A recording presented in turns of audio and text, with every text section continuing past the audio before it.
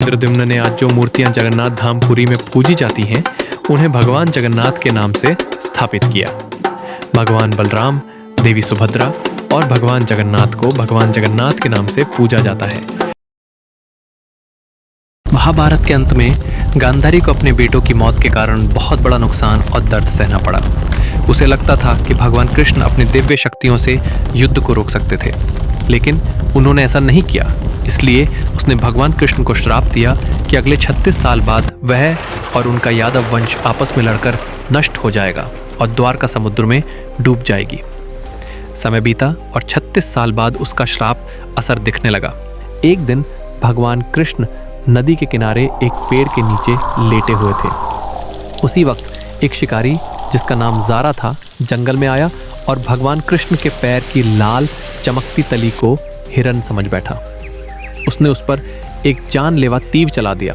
जब उसने देखा कि उसका तीर किसी हिरन में नहीं बल्कि सीधे भगवान कृष्ण के पैर में लग गया है, तो वह बहुत दुखी और पछताने लगा। जैसे ही उसे अपनी गलती का एहसास हुआ, उसने कहा, हे भगवान, कृपया मुझे माफ़ कर दो। मैंने अनजाने में बड़ा पाप कर दिया। तुमने कोई अपराध नहीं किया। तुम त्रेता युग में बंदरों के राजा थे, जिसे मैंने पेड़ के पीछे छिपकर मारा था, जो युद्ध के नियमों के खिलाफ था। इसलिए मेरी मौत पहले ही तुम्हारे हाथों लिखी गई थी। तुम इस अपराध से मुक्त हो जाओ।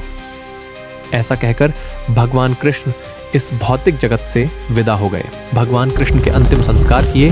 गहरी पीड़ा में उनका पूरा शरीर राख हो गया, सिवाय उनके दिल के, जो जिंदा और दिव्य था।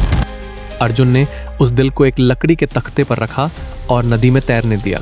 दिल नदी में बहता रहा और बहुत समय बाद वह उड़ीसा के महानदी तट तक पहुंच गया। वहाँ एक जनजातीय समुदाय था जिसे सबर कहते थे। विश्वावसु उस जनजातीय समुदाय के मुखिया थे। उन्होंने भगवान कृष्ण का दिल पाया, जिससे दिव्य प्रकाश निकल रहा था। विश्वावसु ने उसकी दिव्यता को समझा और उसे उसी रूप में पूजा करते रहे। नीलमाधव की मूर्ति एक छिपे हुए गुफा में थी। आदिवासी समुदाय के अलावा किसी को इसकी जानकारी नहीं थी। उस समय अवंती में इंद्रद्युम्न नाम का एक राजा था। वह भगवान विष्णु का बड़ा भक्त था। हमेशा उस दिव्य देवता को देखने की इच्छा रखता था। राजा इंद्रद्युम्न बहुत खुश हुआ और उसने तुरंत राजा ने ब्राह्मण पुजारी विद्यापति को आदेश दिया कि वे उड़ीसा जाएं और नीलमाधव की खोज करें। राजा के आदेश पर विद्यापति ने उड़ीसा की यात्रा शुरू की।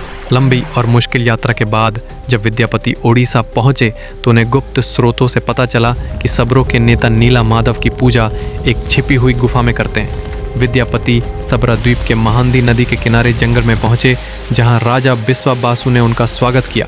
विद्यापति ने विश्वावसु से पूछा, साहब, कृपया मुझे उस पवित्र पूजा स्थल तक ले चलिए। मैं यहाँ बहुत भरोसे के साथ आया हूँ, लेकिन माफ़ करना, मैं तुम्हें उस जगह नहीं ले जा सकता। अब मैं क्या करूँ? अगर मैं ऐसे ही वापस गया तो राजा को क्या जवाब दूंगा? मुझे कोई और रास्ता ढूंढना होगा। विद्यापति उसी गांव में रहने लगे। कुछ ही दिनों में उन्हें विश्वावसु की बेटी ललिता से प्यार हो गया और वे उससे शादी कर ली। शादी के कुछ दिन बाद विद्यापति ने अपनी पत्नी ललिता से कहा, क्या तुम अपने पिता से कह सकती हो कि वो हमें नीलमाधव का कोई नज़ारा दिखाएं? तुम्हारे पिता तुम्हारी बात मना नहीं करेंगे। ठीक है, मैं ज़रूर कोशिश करूंगी। मुझे अपने पिता से बात करनी है। ललिता अपने पिता से बात करती है। ठीक है, लेकिन मेरी एक शर्त है कि विद्यापति आंखों पर पट्टी बांध कर जाएगा। विद्यापति शर्त मान लेता है, लेकिन कुछ सरसों के दाने साथ ले जाता है। रास्ते में छुपे हुए गुफा तक पहुंचने के लिए हम सरसों के दाने गिराते हुए जाते हैं ताकि रास्ता याद रहे। गुफा तक पहुंचकर विद्यापति ने नीलमाधव की दिव्य मूर्ति देखी और मंत्र मुग्ध हो गया। शोर शराबा। गुफा से लौटते हुए विद्यापति ने पूरी कहानी राजा इंद्रद्युम्न को सुनाई। कुछ महीनों बाद जो सरसों के दाने विद्यापति ने रास्ते में गिराए थे, रहस्यमय गुफा से पौधे उगाए। राजा विद्यापति सरसों के पौधों का पीछा करते हुए नीलमाधव की दिव्य मूर्ति देखने गए। जब वे गुफा तक पहुंचे तो वहां कुछ नहीं मिला। नीलमाधव गायब थे। निराश होकर राजा इंद्रद्युम्न के महल लौट आए। उसी रात भगवान विष्णु उनके सपने में आए और बोले, इस दुनिया में मैं नीलमाधव के रूप में तुम्हें दर्शन नहीं दे पाऊंगा। तुम समुद्र तट के पास जाओ, एक सामान तैरता हुआ आएगा। मैं उसी रूप में प्रकट होऊंगा। एक बड़ा सुगंधित लाल रंग का लकड़ी का तना था। उस लकड़ी के तने पर शंख, चक्र, गदा और कमल के निशान हर जगह दिख रहे थे। उस लकड़ी को बाहर निकालो और उससे 3 मूर्तियां बनाओ, तभी तुम मेरी पूजा कर पाओगे। नौस के राजा इंद्रद्युम्न ने यह संदेश माना और पुरी के समुद्र तट पर पहुंचे, जहां उन्हें वास्तव में एक तैरता हुआ लकड़ी का तना मिला। लेकिन राजा के नौकरों की अनगिनत कोशिशों के बावजूद उस लकड़ी को उठाने में असफल रहा। आखिरकार जनजाति के नेता की मदद से वो लकड़ी का तना महल तक लाया गया, लेकिन कोई भी कुशल कारीगर उस लकड़ी से नील माधव की मूर्ति नहीं बना सका। हे राजा, ये लकड़ी इतनी सख्त है कि हमारे कोई भी हथौड़े और औजार इस पर असर नहीं करते। कृपया हमें माफ कर दो, हम ये काम नहीं कर सकते। जब ये काम असंभव सा लगने लगा, तब भगवान विष्णु फिर से राजा इंद्रद्युम्न के सपने में प्रकट हुए और कहा कि राजा को देवताओं के दिव्य वास्तुकार विश्वकर्मा की पूजा करनी चाहिए। वो जरूर ये काम पूरा करेंगे।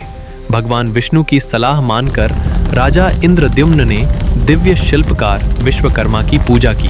तभी विश्वकर्मा एक बूढ़े बुजुर्ग के रूप में प्रकट हुए और राजा इंद्रद्युम्न से बोले, हे राजा, मैंने सुना है कि तुम मूर्ति बनाने की कोशिश कर रहे हो। हाँ शिल्पी, तुमने सही सुना। क्या तुम ये कर सकते हो? मैं जरूर उस लकड़ी के टुकड़े से मूर्ति बनाऊंगा, पर मेरी कुछ शर्तें हैं। हे शिल्पी, बताओ तुम्हारी शर्तें क्या हैं? मैं भगवान विष्णु की मूर्तियां बंद कमरे में 21 दिनों में बनाऊंगा और इस दौरान मुझे अकेले रहना होगा। अगर कोई भी 21 दिन पूरे होने से पहले दरवाजा खोले, मैं मूर्तियां अधूरी ही छोड़ दूंगा। क्या आप इन शर्तों से सहमत हैं? हाँ, मैं आपकी सारी शर्तें मानता हूँ। कृपया काम आगे बढ़ाइए। विश्वकर्मा ने दरवाजा बंद किया और अपना काम शुरू कर दिया। लोग केवल कमरे से आरे, छेनी और हथौड़े की आवाजें सुन पा रहे थे। जब 15 दिन तक कोई आवाज नहीं आई तो रानी चिंतित हो उठी और राजा इंद्रद्युम्न से बोली, महाराज, शायद मैंने उस कमरे से कोई आवाज नहीं सुनी। बूढ़ा बढ़ई भूख से मर गया होगा। हमें दरवाजा खोल लेना चाहिए, कोई भी हादसा हो सकता है। रानी गुंडीचा ने दरवाजा खोलने पर जोर दिया। आखिरकार दरवाजा खोला गया। वहां पता चला कि भगवान विश्वकर्मा बूढ़े बढ़ई के रूप में गायब हो चुके थे और उनके पीछे 3 अधूरे मूर्तियां रह गई थीं। राजा इंद्रद्युम्न को बहुत दुख हुआ कि उन्होंने विश्वकर्मा की बात नहीं मानी और शर्त तोड़ी। इसलिए भगवान जगन्नाथ के हाथ पैर अधूरे हैं। जब राजा इंद्रद्युम्न उस आधे बने हुए मूर्ति के पास गए तो उन्हें उसका दिल धड़कता हुआ महसूस हुआ। एक आवाज सुनाई दी जिससे उन्हें पता चला कि इस मूर्ति के अंदर श्री कृष्ण का हृदय वास करता है। राजा इंद्रद्युम्न ने आज जो मूर्तियां जगन्नाथ धाम पुरी में पूजी जाती हैं, उन्हें भगवान जगन्नाथ के नाम से स्थापित किया।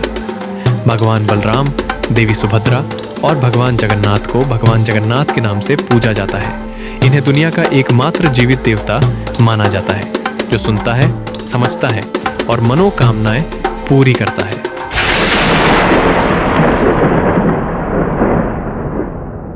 गाइस, वीडियो बनाने में बहुत मेहनत लगती है। To show your support, please like, comment, subscribe and share.